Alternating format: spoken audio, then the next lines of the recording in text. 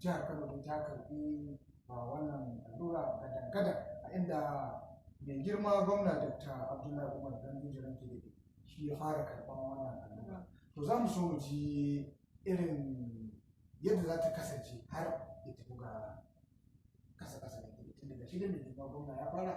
ko kuma jagororin gwamnatinsa kuma gashi nan kuma an yi muku da na ga katin kenan ma a to za mu so mu ji yaya abin zai tafi har a yanzu kamar yadda na faɗa maka na faɗa a baya na ce waɗanda za a fara yau shi alhamdulillah mai girma gwamna jajirtacce da aka kawo covid vaccine Kano ya ce to da shi za a fara domin mutane su tabbatar da cewa ba ta da wani illa da take yi wa mutane domin da tana da illa ba zai je ya bayar a mishi ba a bainar jama'a ko ba haka ba sannan mu kanmu ma'aikatan lafiya da kuma muke frontline healthcare workers da kuma muke a cikin task force ɗin covid ta Kano State ba za mu ce a yi mana ba ga wannan ina ka ga kati na da shaidar cewa an yi mini allurar covid-19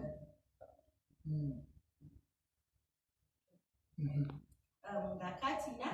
na shaidar cewa an mani allurar covid-19 an mu rigakafi ta covid-19 to yadda mai girma gwamna ya tsara Dr. Abdullahi Umar Ganduje tare da ma'aikatan lafiya ta jihar Kano ƙarƙashin jagorancin Dr. Aminu Ibrahim Tsanyawa ta tsara ne za a raba waɗannan allurori a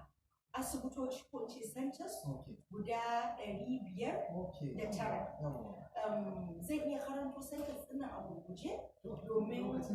muna da lokaci ko ba mu da lokaci amma dai ga faɗin manya haka dai yawa akwai centers kowanne zai je ya rijistar wannan allura mu a Kano ma saboda an san akwai waɗanda ba su da Android phones to waɗanda ba su da Android phones din nan da ba za su iya rijista ba akwai wurin rijista da ake portal wanda in ba zan manta ba in shi wannan portal din nphcda.com.ng/public-reg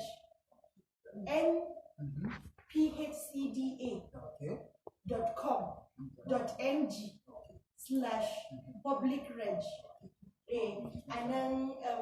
ake zuwa ake wannan registration sai kuma ka je center ta kusa da kai da register ka sai kai to mai girma gwamna alhamdulillahi sai ya ce